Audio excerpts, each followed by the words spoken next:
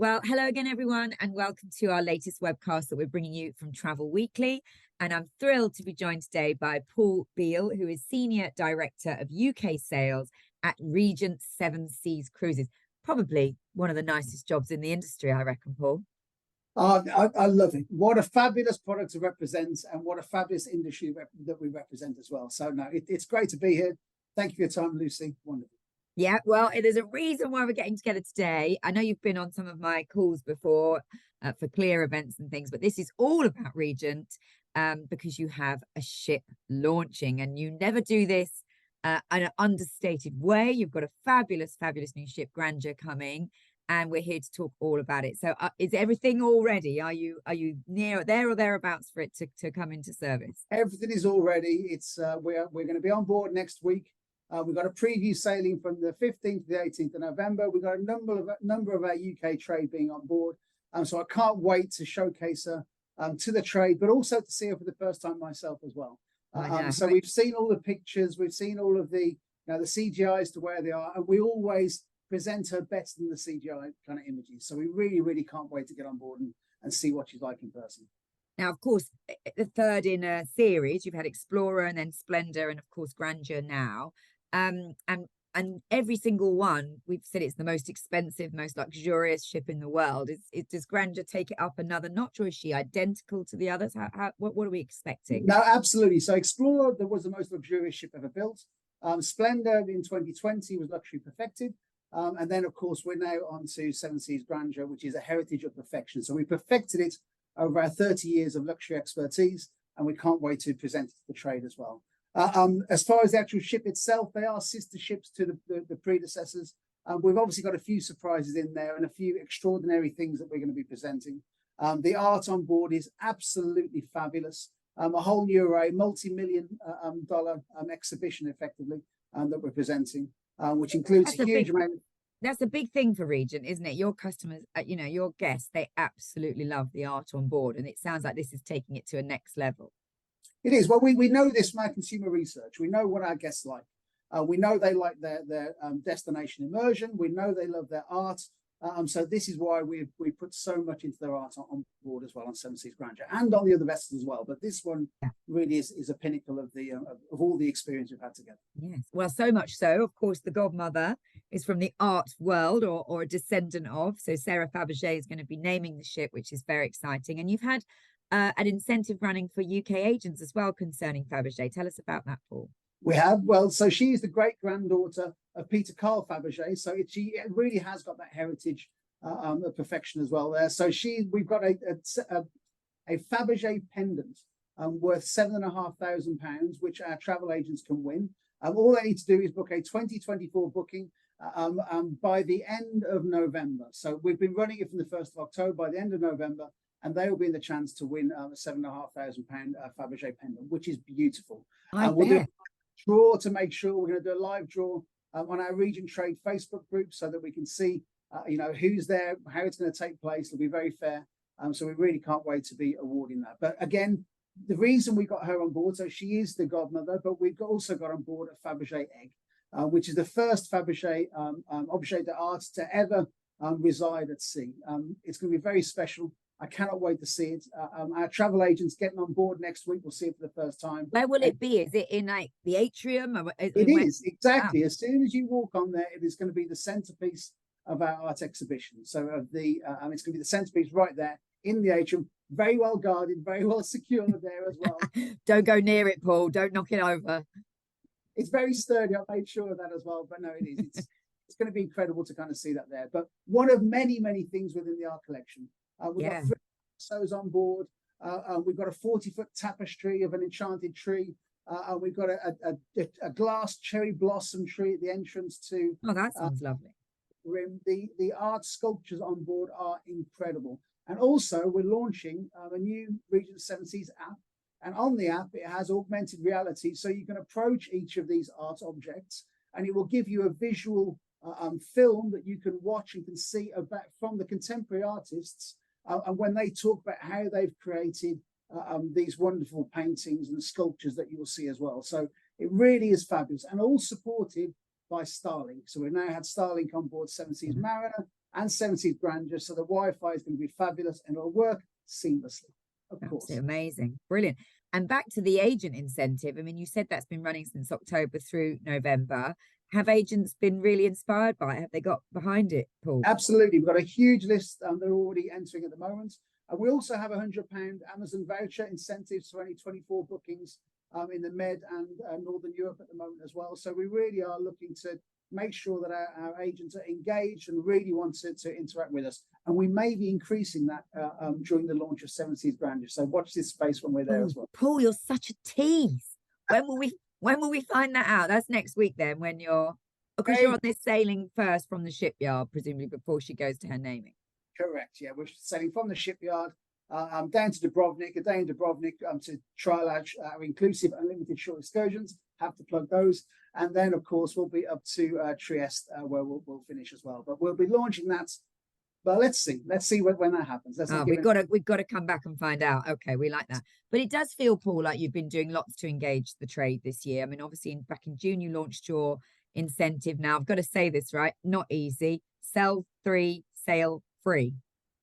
Absolutely right. That's a ton. Nailed it. So this is where agents had to sell 3 or make 3 bookings on selected sailings, but there were a number in there. There was like 50 odd to choose from, which sounded brilliant.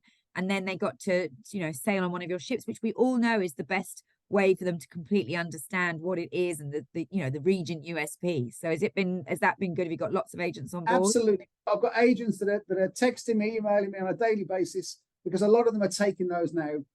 We didn't put a limit on the duration, so some of them are taking 14-night holidays in the Caribbean or further afield as well. So they really have absolutely maximised that incentive, and it's great. It increases my knowledge within the UK trade. The more experience, the more people understand the product, the better they are able to sell it as well. So I actually the trade for getting behind us on that, and I'm more than happy to be giving those free holidays away. So it's great. Brilliant. Well, actually, I will remind you, because when we were on the last webcast, you said one of the biggest misconceptions about ultra luxury was that it was stuffy, and that was one of the things you needed to get overcome with the trade. So it sounds like these initiatives are really helping with that. Absolutely. Our clients are very affluent and they enjoy the finer things in life, but it doesn't necessarily mean stuffy. Which is why I'm not here in a tie, for example, for today instead. So I can't think of the last time. A little bit disappointed, Paul, that you haven't dressed up for the event, but I've put a frock on for you. No, it is. We've got really, really interesting clientele. I've met before now from fighter jet pilots to, I don't know, to a whole host of different industries. So people shouldn't pigeonhole. Agents just need to just ask questions about what they really enjoy in life, whether it is fine dining or great service or wonderful art. And I guess that's when they will find out if it's the right kind of person for your people product. Move through from the 4 stars to the 5 stars to us in the 6 stars, people often have that perception, and I really want to try and knock that away. We have the friendliest guests. They treat us as family, we treat them as family. It just really, really works together, and I love sailing with our guests on board and hearing some of the stories they have. And what's the repeat profile like? Once they sail with one of you, do they always come back? Do they try different ships in the fleet? Because you've got 6 ships now. Yeah. We have a huge following. Once you get people on board, then they'll usually keep on coming back. Not every single time, obviously, but it's getting them to experience it and understand what they are. And that's why really we ask, if people can, upgrade their guests. And we're seeing larger trends this at the moment as well. The people are traveling further afield. People are upgrading from the mainstream, up to the premium and up to the ultra luxury as well. And certainly we're seeing that as people are moving up. And once they're there, or if people start there, and we're at the Condé Nast luxury travel show just recently, and there are a number of affluent guests that are coming along that are looking to start their journey on Regent 7 Seas. And I really think that will be them forevermore. Once they've started with those mid-sized ships with a small number of guests on board, the amount of space that we have on board is fabulous. The crew to guest ratios that we have is incredible. And all of that facilitates a really incredible experience where you don't have to queue at the bar. You can be there and help bring their drink to you. There's no signing a chitty at all. It's all included. It's all taken care of. And the atmosphere on board is brilliant. It's awesome. Yeah. Well, let's talk about, go back to Grandeur if we may. And I wonder how she's been selling for your market. I mean, I know obviously you sell in lots of source markets, but has the UK really been inspired and has sold Grandeur well in her first season? Absolutely. The first several sailings are now completely full. So I'm afraid, Lucy, we can't get you on board on those Caribbean sailings this side of Christmas for sure. So no, she has really, And really. do the top suites sell first? I mean, often we hear that in the luxury market, it's almost like the more scarce ones go first. It's always the case on world cruises, for example. If somebody comes along with, you know, £250,000 to try and book a suite, it doesn't actually guarantee them that suite, purely because the top ones sell out first, and it's a rush to try and fill them. The top of the entry level, and then we'll build in different benefits within the mid range as well. So whether it be extra nights or butlers on board, or you know, various different benefits we do, booking your shore excursions earlier. So that's where we try and put them in. But absolutely, Grandeur itself has sold incredibly well. We've got a promotion on at the moment, which is free business class flights to the Caribbean for end of 20. For her winter season, yeah. 24, end of 24, 25. So okay, next winter, yeah. Again, we're looking further ahead. We're trying to always kind of push further forwards, and that is incredibly good value. If you think the business class flights to the Caribbean are normally, I don't know, £2,500–3,000 plus, and we're putting those in completely complimentary, so your guests can do it. And again, we're promoting that at the moment, and that is pretty. And how long is that offer on for, Paul? Just to that one through till the end of November at the moment as well. Okay, all right.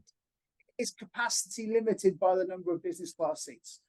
So I would urge people to get in there early to try and take advantage of that. But it has proved very, very popular so far. Yeah, I bet.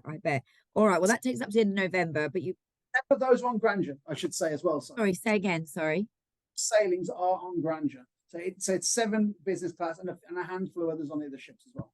Okay, all right, good to hear. Well, we'll make sure everyone gets on top of those.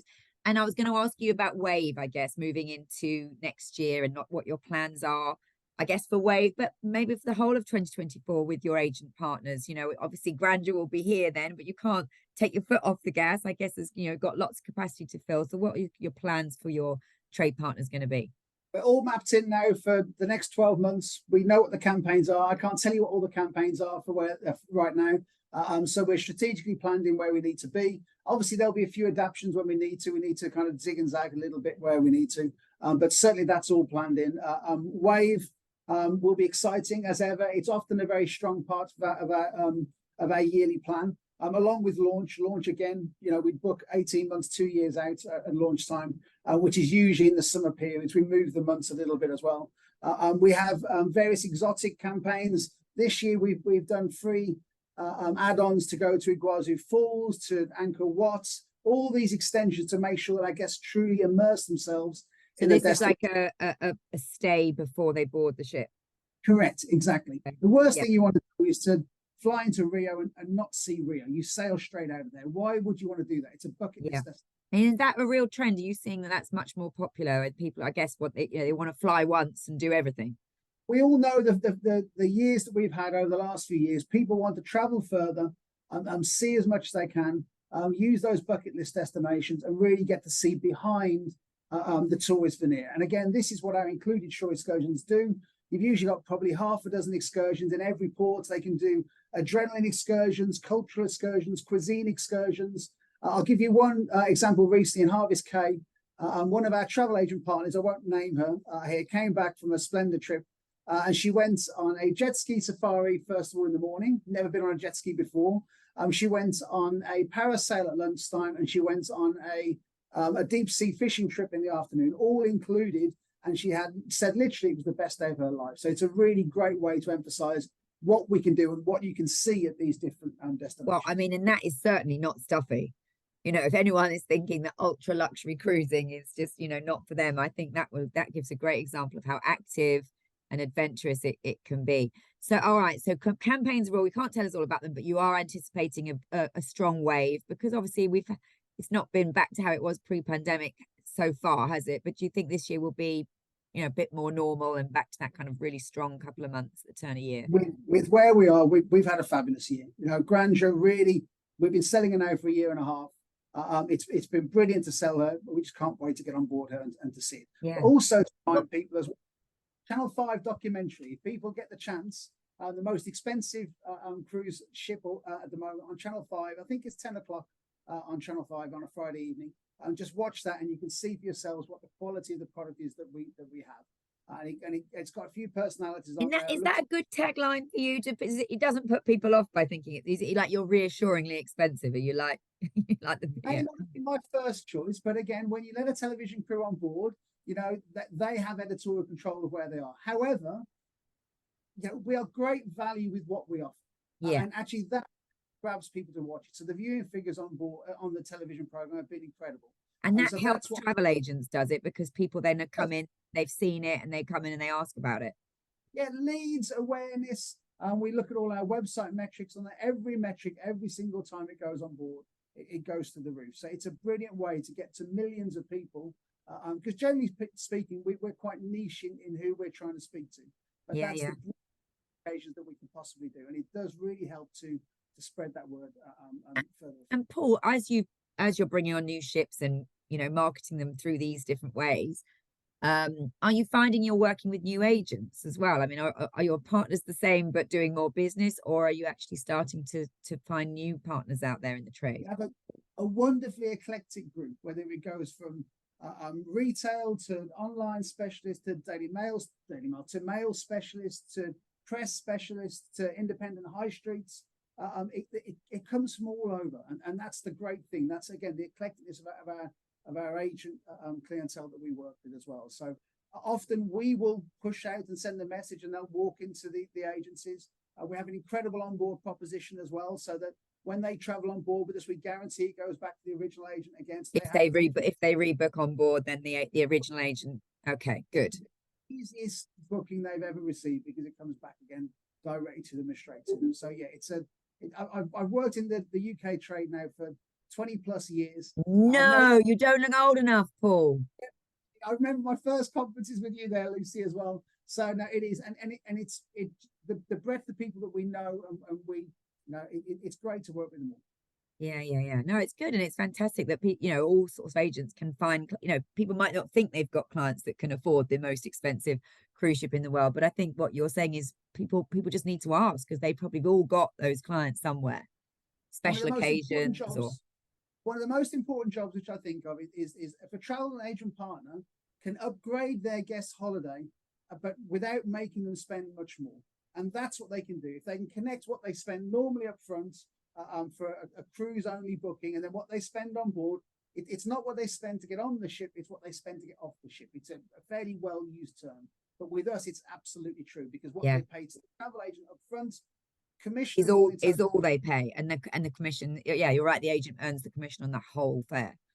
But absolutely, you mentioned there about our special occasions, anniversaries, birthdays is a big thing for us as well, where people will, excuse the term, but splurge. They'll spend more on those particular birthdays, and that's a really great way for us to capture new people when they want to step up and have that special occasion. Yeah, and absolutely. Then they realize that it isn't actually as expensive as they previously thought it would have been, and they'll continue for everything that they get on board. All right, now, Paul, once Granger's launched, what's next? I mean, it's exciting having a new ship. You said you've been selling it for a year and a half, but what do you do? I mean, you haven't got any more ships, I believe, on order for Regent. Is that the plan to keep growing, or what's your next focus? We are concentrating on delivering Granger. That is our main focus right now. So we're going to get Granger, sell her, deliver her perfectly, and then keep on selling her for the future. So that is our main focus that we're looking at. Yeah, I'm not going to get anything out of you, but your ships are beautiful, and hopefully in time you'll bring us even more spectacular ships. But you're right, for now you've got a fantastic fleet, a very new fleet, and Granger, we cannot wait to see what you've done with her, because everybody always tweaks them, even though they're sister ships. There's always something on board, and I think that art collection does sound absolutely incredible. Just keep you away from that egg. That's the only thing. I don't want to go anywhere near it. I'll be too worried. But yeah, good luck with it all, Paul. And thank you for coming on today and telling us all about it. And send us all the pictures from the launch. Will do. Thank you, Lucy.